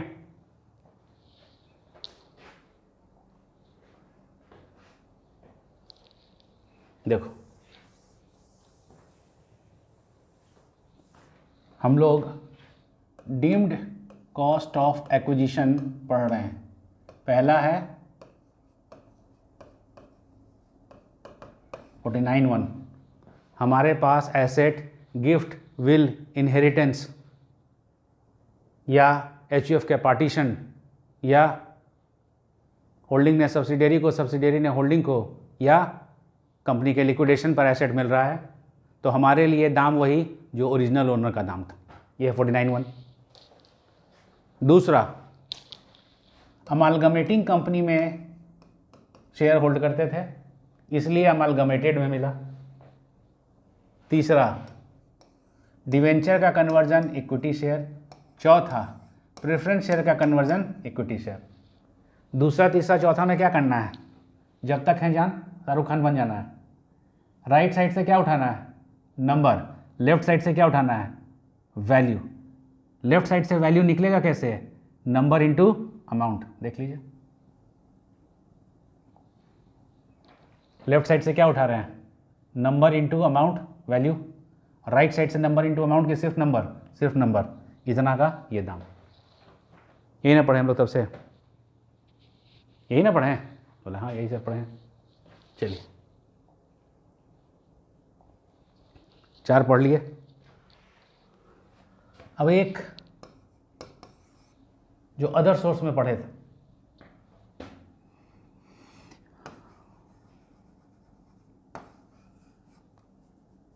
राम के पास एक लैंड एंड बिल्डिंग है। राम ने इसको मोहन को दिया विदाउट एडिक्वेट कंसिडरेशन या विदाउट कंसिडरेशन, हम लोग पढ़े हैं अदर सोर्स में। Transfer of immovable property without adequate consideration या विदाउट कंसिडरेशन, ठीक है। पहले चलते हैं विदाउट कंसिडरेशन। राम ने मोहन को एक लैंड एंड बिल्डिंग दिया विदाउट कंसिडरेशन। देखिए कि उसका SVA ग्रेटर देन 50,000 है क्या, है ना। बोला अगर SVA ग्रेटर देन 50 है, स्टैम्प वैल्यूएशन अथॉरिटी ने वैल्यू 50,000 से ज़्यादा लगा रखा है, तो मोहन के लिए इनकम कितना हो जाएगा, जो SVA है, मोहन के लिए इनकम कितना हो जाएगा SVA। कहता है राम ने मोहन को ऐसे ही दे दिया एसेट, तो मोहन के लिए इनकम फ्रॉम अदर सोर्स में हमने कौन सा वैल्यू उठाया, SVA। तो मोहन के लिए उस लैंड एंड बिल्डिंग का खरीद मूल्य कितना हो जाएगा, बोला जो वैल्यू वहाँ हम उठाए हैं। तो देखो कैपिटल गेन में क्या लिखता है कि अगर आपके पास कोई एसेट 56 सेक्शन के टैक्सेबिलिटी के चलते आ रहा है, मोहन के पास ये लैंड एंड बिल्डिंग, इस अमाउंट पर टैक्स लगेगा ना SVA पे, बोला हाँ सर। तो मोहन के लिए इस लैंड एंड बिल्डिंग का दाम कितना, बोला जितना वैल्यू वहाँ उठाए हो उस पर टैक्स लगाने के लिए। और विदाउट एडिक्वेट कंसिडरेशन वाला में क्या था कि SVA minus C greater than 50,000, और ये जो डिफरेंस है वो 10% ऑफ C से ज़्यादा है, यही ना पढ़े थे अदर सोर्स में। विदाउट कंसिडरेशन में कोई भी पैसा नहीं मिला, विदाउट एडिक्वेट कंसिडरेशन में बोला जो मूल्य है और जो तुम दे रहे हो उसके दोनों का डिफरेंस 50,000 पार कर रहा है, और ये डिफरेंस जो है कंसिडरेशन के 10% से भी पार कर रहा है। तो मोहन पर टैक्स लगाने के लिए कौन सा वैल्यू उठाएंगे, ये SVA, ये लो वैल्यू उठाएंगे ना। तो कहता है कि अगर 56 में आपको टैक्स लग रहा है किसी एसेट के आपके पास आने के चलते, जो कि आपने पाया है विदाउट कंसिडरेशन या विदाउट एडिक्वेट कंसिडरेशन, तो जो अमाउंट हम वहां पर उठाते हैं यहाँ पर टैक्स लगाने के लिए, जिस आधार पर टैक्स लगाते हैं, वही आपके उस एसेट के खरीद का मूल्य हो जाएगा। इसमें हम लोग और क्या पढ़े थे, लैंड एंड बिल्डिंग के अलावा jewellery, painting, drawings, sculptures, archaeological collection, any work of art, और bullion and shares and securities, ये भी दे सकता था ना नाम। बोला ये वाला तो सर पर्सनल इफेक्ट है ना, बोला हाँ पर्सनल इफेक्ट है।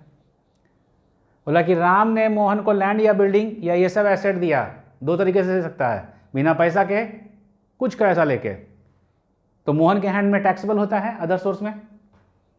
बोला कि अगर आप 56 वाले सेक्शन में फंस रहे हैं किसी एसेट के पाने के चलते, तो उन एसेट्स का आपके लिए खरीद मूल्य कितना, बोला जितना अमाउंट उठाए हैं यहाँ पर टैक्स लगाने के लिए। आइए जरा नोट्स में,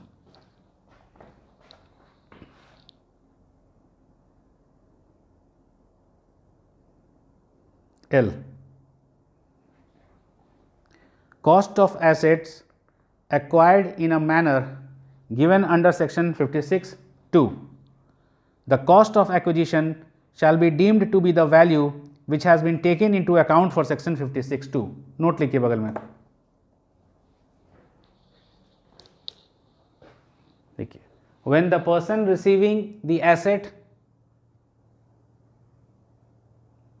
when the person receiving the asset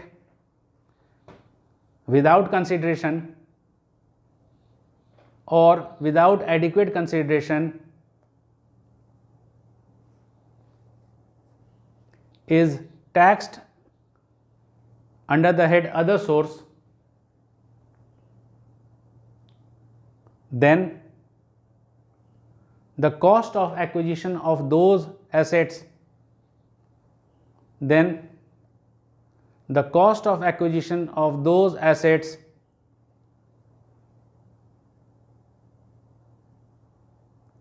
shall be the value taken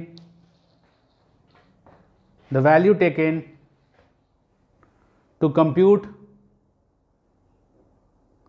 income under the head other source.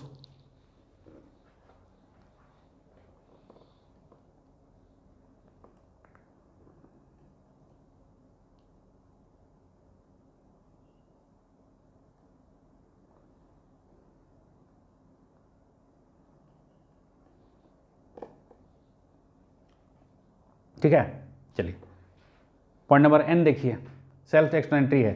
देखिए सरकार बीच बीच में कभी कभी ऐसा स्कीम लाती है कि भाई आप अपना इनकम डिक्लेयर कर दीजिए, आपका जितना एसेट है, जितना एसेट अनडिस्क्लोज्ड है, हम आपको रियायत देते हैं।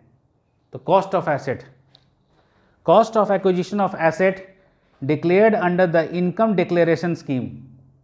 सरकार ने एक इनकम डिक्लेरेशन स्कीम लाया, हम उसको माने और हम बता दिए देखिए भाई मेरे पास इतना इतना सोना होना है, तो उन सोना और उन एसेट्स का मेरे लिए खरीद मूल्य कितना, बोला जितना आप डिक्लेयर कीजिएगा। FMV of the asset which has been considered for taxation purpose, line कीजिए, FMV of the asset which has been considered for taxation purpose.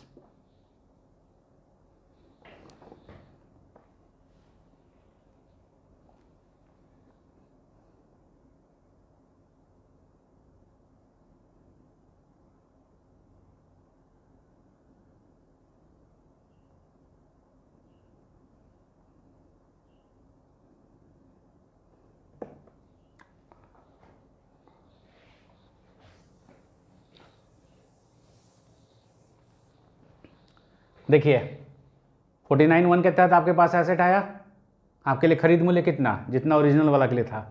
इसके बाद 3 जो है वो जब तक है जान, बाएं साइड से वैल्यू, दाहिने साइड से नंबर, इतना नंबर के लिए इतना वैल्यू। ठीक है, क्या है ये, बोला अमलगमेशन। दूसरा क्या है, बोला डिवेंचर का कन्वर्जन इक्विटी शेयर। तीसरा क्या है, प्रेफरेंस शेयर का कन्वर्जन इक्विटी शेयर। ये क्या है, पांचवा 56।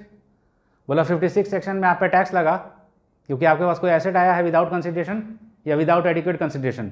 बोला हाँ, तो बोला जिस वैल्यू पर वहाँ पे आपको टैक्स लगा रहा है वो यहाँ पे आपके लिए खरीद का दाम हो जाएगा। छठा क्या था, इनकम डिक्लेरेशन में आपने किसी एसेट को डिक्लेयर किया तो जो टैक्स लगाने के वैल्यू लिया गया है जो कि आपका FMV होगा वही आपका इसका खरीद मूल्य हो जाएगा। क्लियर है, ठीक। अब जरा आइए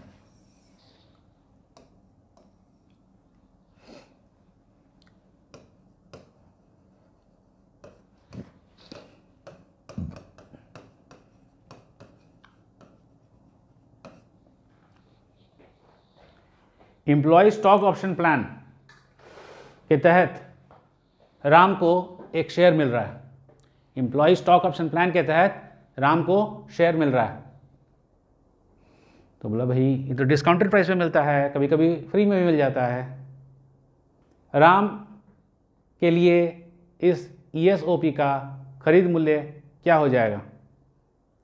बोला कि राम तो इसको एक्चुअली डिस्काउंटेड प्राइस पे खरीदा है, तो इसका खरीद मूल्य क्या हो जाएगा। बोला जिस दिन इसको ऑप्शन दिया गया था कि भाई आप चाहें तो ये ESOP के तहत वाला शेयर ले सकते हैं, उस दिन जब ये ऑप्शन को एक्सेप्ट किया तो उस दिन का फेयर मार्केट वैल्यू। तो फेयर मार्केट वैल्यू किस दिन का, जिस दिन राम ने इस ऑप्शन को कि भाई क्या आप ये अलॉट कराना चाहते हैं या नहीं, उसको एक्सेप्ट किया। देखिए आइए जरा, कॉस्ट ऑफ शेयर्स और डिवेंचर्स और warrants allotted under employee stock option plan.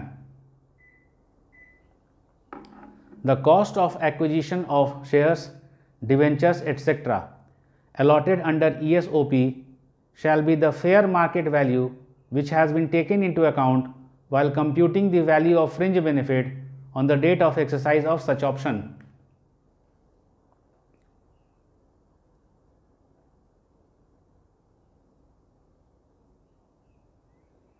याद कीजिए, सैलरी, एम्प्लॉयर ने एम्प्लॉय को शेयर अलॉट किया एम्प्लॉय स्टॉक ऑप्शन प्लान के तहत। बोला ये तो सर परक्विजिट है। बोला हाँ, इस परक्विजिट के टैक्सेबिलिटी निकालने के लिए हम लोग किस दिन का FMV लेते हैं, जिस दिन एम्प्लॉयर ने एम्प्लॉय को ऑप्शन दिया, जिस दिन एम्प्लॉय ने ऑप्शन एक्सेप्ट किया, किस दिन का, बोला सर जिस दिन एम्प्लॉय ऑप्शन एक्सेप्ट करता है। एक शेयर हमको आया ESOP के तहत, सैलरी हेड में हम पर टैक्स लग गया, फेयर मार्केट वैल्यू उस शेयर का जिस दिन हमने उस ऑप्शन को एक्सरसाइज किया था। बोला यही आपके लिए खरीद मूल्य हो जाएगा। देख लीजिए, कॉस्ट ऑफ शेयर्स और डिवेंचर्स और warrants allotted under ESOP, the cost of acquisition of shares, debentures etcetera allotted under ESOP shall be the fair market value which has been taken into account while computing the value of fringe benefit on the date of exercise of such option।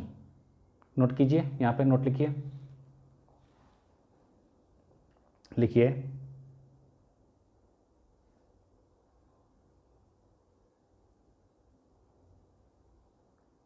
when the employer gives an option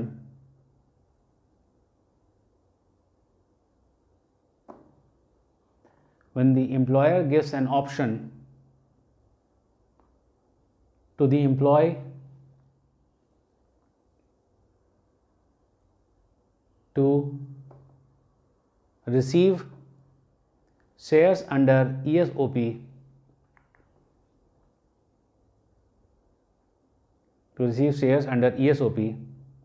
and the employee accepts this option,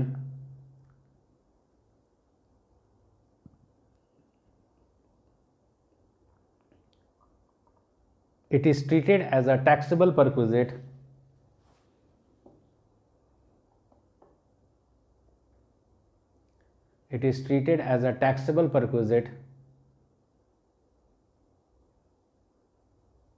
in the hands of the employee।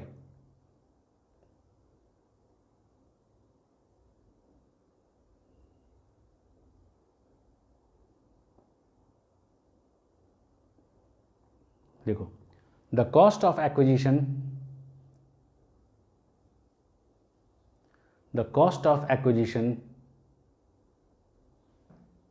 for those shares shall be the fair market value of the shares on the date of exercise of the option।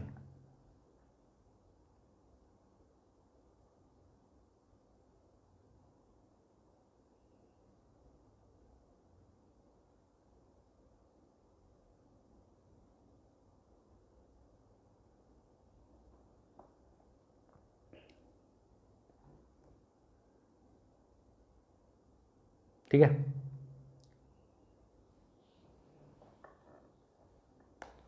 अब जरा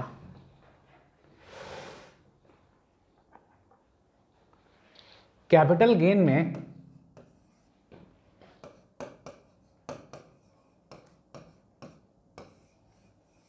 इस date का बहुत महत्व है।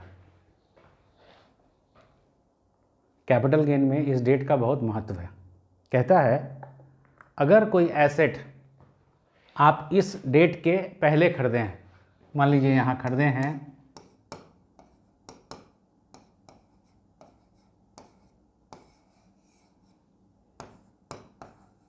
एक asset, आपने 1/5/1996 को 500 रुपये में खरीदा।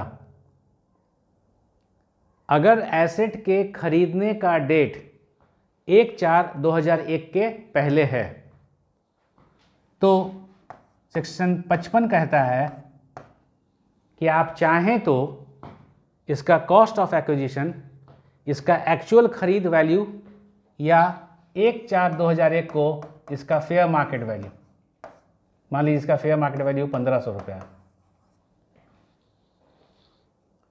For an asset purchased before 1/4/2001, 1/4/2001 के पहले अगर आपने कोई एसेट खरीदा है तो आपको इनकम टैक्स ये ऑप्शन देती है कि आप इस एसेट के लिए खरीद मूल्य या तो इसका एक्चुअल वैल्यू ले लीजिए और नहीं तो फेयर मार्केट वैल्यू लीजिए 1/4/2001 का। अब आप बताइए कौन वाला चुनिएगा, खरीद मूल्य कम कि खरीद मूल्य ज़्यादा? बोला इफेक्ट देखिए क्या है, बेचने के दाम में से लेस करना है expense on transfer cost of acquisition, ये करना है ना, खरीद के दाम में से कॉस्ट ऑफ एक्विजिशन को ऐड करना है कि लेस करना है, लेस करना है। ये ज़्यादा रहेगा तब ना आपके लिए फ़ायदा है, कैपिटल इनकम होगा। तो देखिए क्या ऑप्शन दिया, for an asset purchased prior to 1/4/2001, 2001 के पहले अगर आपने कोई एसेट खरीदा है तो आपके पास ऑप्शन है कि आप उसका एक्चुअल खरीद मूल्य या फेयर मार्केट वैल्यू 1/4/2001, इसमें से दो आपके लिए बेहतर है, उठा लीजिए। अब हमेशा किसको चुनिएगा, जो हायर है कि जो लोअर है? बोला जो हायर है। बोला कि लैंड एंड बिल्डिंग अगर आप 1/4/2001 के पहले खरीदे हैं तो ये भी ऑप्शन आपके पास है कि खरीद मूल्य और 1/4/2001 का फेयर मार्केट वैल्यू दोनों में जो बड़ा है वो, लेकिन ध्यान रहे कि लैंड एंड बिल्डिंग में ये फेयर मार्केट वैल्यू इसके एसवीए से बड़ा नहीं हो सकता। 3-4 बात आ गया, ध्यान दीजिए। हमने एसेट खरीदा, नॉर्मल एसेट है, 1/4/2001 के पहले, क्या नियम है मेरे लिए? बोला cost of fair market value whichever is higher. बोला 1/4/2001 के पहले हमने लैंड एंड बिल्डिंग खरीदा, तब बोला cost and fair market value whichever is higher. लेकिन ध्यान रहे कि fair market value stamp valuation authority के द्वारा लगाए गए वैल्यू से अधिक नहीं हो सकता। मान लीजिए कि यहाँ फेयर मार्केट वैल्यू 1500 रुपया है और एसवीए ने इसका वैल्यू लगा रखा है 1300। हम लैंड बिल्डिंग खरीदे थे 500 में 1996 में, 1/4/2001 को फेयर मार्केट वैल्यू है 1500, तो 500 और 1500 कौन बेहतर है? 1500, ताकि मेरा कैपिटल इनकम हो। लेकिन हमारा स्टैम्प वैल्यूएशन अथॉरिटी ने उसका वैल्यू लगा रखा कितना? 1300, तो क्या 1500 लेंगे कि 1300 लेंगे? तो बोला कि 1300। क्या ध्यान रखना है, 1/4/2001 के पहले अगर आपने कोई एसेट खरीदा है तो आपके लिए उसका खरीद मूल्य एक्चुअल परचेज प्राइस या एफएमवी 1/4/2001 का which ever is beneficial. Land building के लिए भी ये कर सकते हैं, बोला एकदम कर सकते हैं, लेकिन ध्यान रहे कि लैंड एंड बिल्डिंग का फेयर मार्केट वैल्यू से अगर एसवीए का वैल्यू कम है तो आपको एसवीए का वैल्यू उठाना पड़ेगा। आइए, cost of acquisition of assets acquired before 1/4/2001, actual cost of acquisition और FMV on 1/4/2001 whichever is higher। क्या बोले हम लोग? 1/4/2001 के पहले खरीदे हो तो एक्चुअल खरीद मूल्य और 1/4/2001 का fair market value whichever is higher, उठा लिए। However, in case of capital asset being land or building or both, the FMV on 1/4/2001 shall not exceed stamp duty value of such asset on 1/4/2001। हम लोग जब practical question बनाएंगे उसमें इस वाले concept का भी बहुत यूज़ आएगा कि एसेट हमने परचेज़ किया है 1/4/2001 के पहले, तो उस एसेट का दाम, उसका खरीद मूल्य और 1/4/2001 का फेयर मार्केट वैल्यू में जो बड़ा है वो। ध्यान रहे कि अगर ये लैंड एंड बिल्डिंग है तो फेयर मार्केट वैल्यू आपके एफएमवी से ज़्यादा, फेयर मार्केट वैल्यू आपके एसवीए से ज़्यादा नहीं हो सकता। क्लियर? एक और पढ़ लेते हैं फिर उसको एंड करते हैं आज क्लास। जो एक और है ना, उसका प्रैक्टिकल में कहीं ना ज़रूरत पड़ेगा ना कहीं आता है।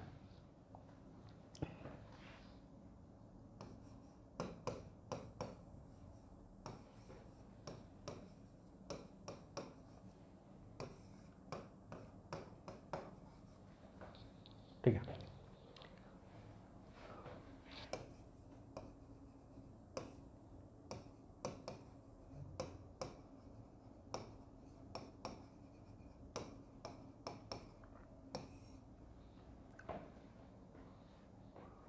राम का ए लिमिटेड में 500 शेयर था 1000 रुपया ईच के दाम से, तो वैल्यू कितना हो गया? 5 लाख। ये ए लिमिटेड डिमर्ज हो गया, ए लिमिटेड डिमर्ज हो गया।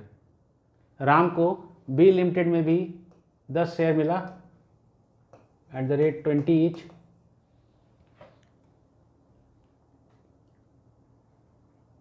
राम को बी लिमिटेड में 10 शेयर मिला एट द रेट 20 ईच। तो कहा कि ये 10 शेयर का दाम कितना। हमारे मन में वही करेगा जब तक है ज्ञान। इधर से उठा लेते हैं नंबर, इधर से उठा लेते हैं वैल्यू। बोला नहीं, नंबर और वैल्यू 3 जगह उठाते हैं। कहाँ कहाँ? अमालगमेशन, डिबेंचर का कन्वर्जन और प्रेफरेंस शेयर का कन्वर्जन।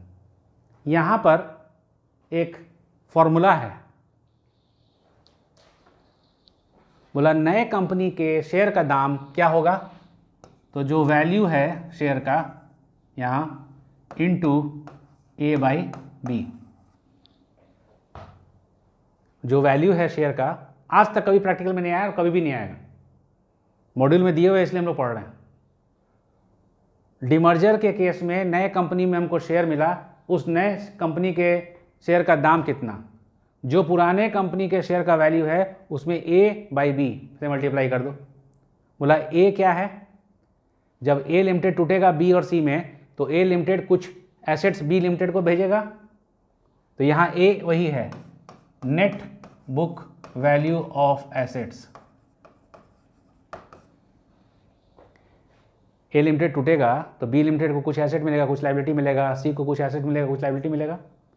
ए लिमिटेड टूट गया बी और सी में, ए लिमिटेड में हम शेयर इतना होल्ड करते थे, हमको वहाँ पे शेयर मिला, उस वाले शेयर का दाम कितना। तो बोला वैल्यू, जितना वैल्यू का मेरा शेयर था मल्टीप्लाई कर दो ए बाई वी से। ए क्या है, बी को मिलने वाला net book value of the asset, जितना एसेट गया उसका net book value divided by net worth, A limited का नेटवर्थ। नेटवर्थ क्या है, टोटल कैपिटल एम्प्लॉयड। तो value 5 lakh into A by B, net worth जो है ए लिमिटेड का वो यहाँ रहेगा, और ए जो है वो बी लिमिटेड को दिए जाने वाले सारे एसेट्स का नेट बुक वैल्यू।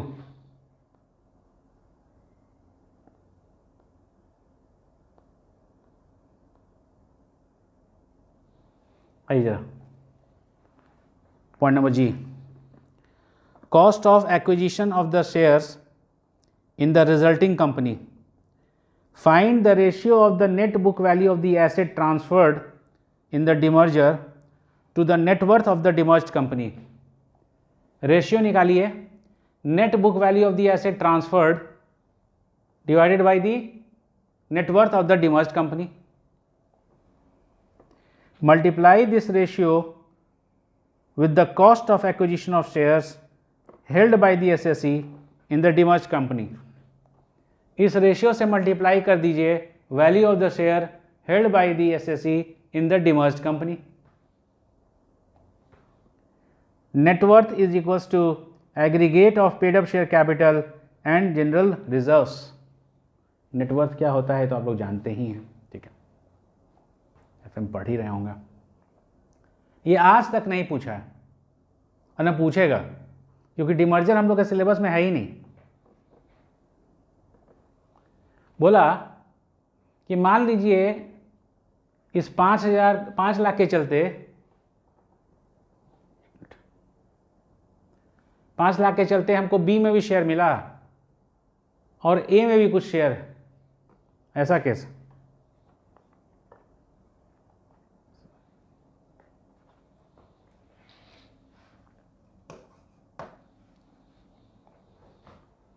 ए लिमिटेड बी और ए लिमिटेड में टूट गया, ए लिमिटेड अपने आप को छोटा किया, ए रहा और बी में बन गया, और बी ए लिमिटेड यहाँ पे भी कुछ शेयर मिल गया, 5 शेयर,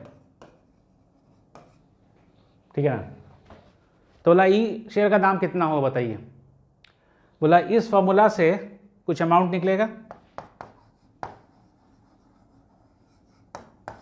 ये अमाउंट हमेशा इस वैल्यू से कम होगा, क्योंकि 5 लाख में मल्टीप्लाई कर रहे हैं एक छोटा अमाउंट और डिवाइड कर रहे हैं बड़ा अमाउंट। बी का नेटवर्थ का कुछ ही हिस्सा ना एसेट्स मिला होगा, ठीक। तो ए लिमिटेड के बचे ओरिजिनल शेयर का दाम कितना, तो ये जो 5 लाख वैल्यू था इसमें से बी का जो वैल्यू है उसको माइनस कर दो। मान लो कि यहाँ पर अमाउंट निकला है 3.5 लाख, बी लिमिटेड में जो 10 शेयर है ना उसका दाम 3.5 लाख है, तो बचे हुए 5 शेयर का दाम कितना हो जाएगा? 5 लाख माइनस 3.5 लाख यानी कितना? 1.5 लाख। 5 लाख माइनस 3.5 लाख कितना? 1.5 लाख। आइए जरा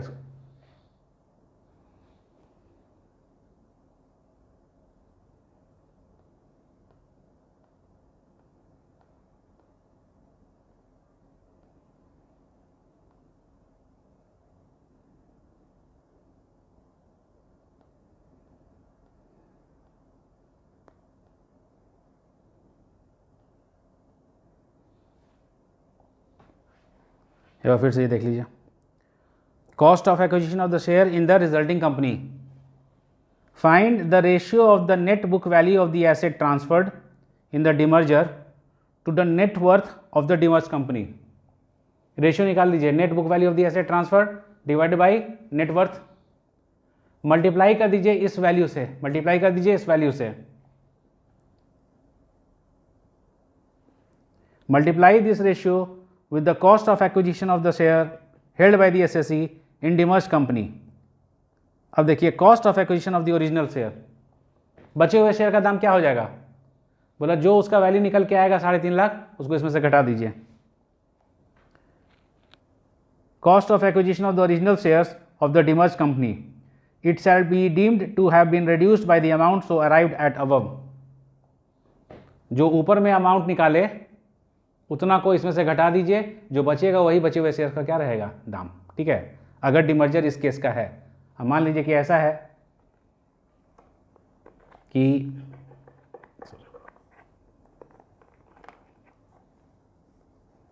मान लीजिए ऐसा है कि यह एक्स लिमिटेड है, यहाँ कोई शेयर मिला ही नहीं, खाली बी लिमिटेड में शेयर मिला, तो बी लिमिटेड में शेयर का दाम कितना हो जाएगा? 3.5 लाख। क्लियर? आज हम लोग पढ़े सेक्शन 48, सेक्शन 48 के एफवीसी को पढ़े, फिर एक्सपेंस ऑन ट्रांसफ़र को पढ़े, एफवीसी पढ़ने में deemed full value of consideration भी पढ़े, फिर हम लोग कॉस्ट ऑफ एक्विजिशन पढ़े, कॉस्ट ऑफ एक्विजिशन में डीम्ड कॉस्ट ऑफ एक्विजिशन पढ़े हैं, कुछ पढ़े हैं, 4-5 और बचा हुआ है। क्लियर है? आज के लिए इतना ही, रिवाइज कीजिएगा, रिकैप कीजिएगा। ठीक है, नेक्स्ट क्लास में मिलते हैं, फिर आगे बढ़ेंगे। एक क्लास और थ्योरी का होगा, उसका हम लोग प्रैक्टिकल में इन कर जाएंगे। क्लियर है? आज के लिए इतना ही, टेक केयर, बी गुड।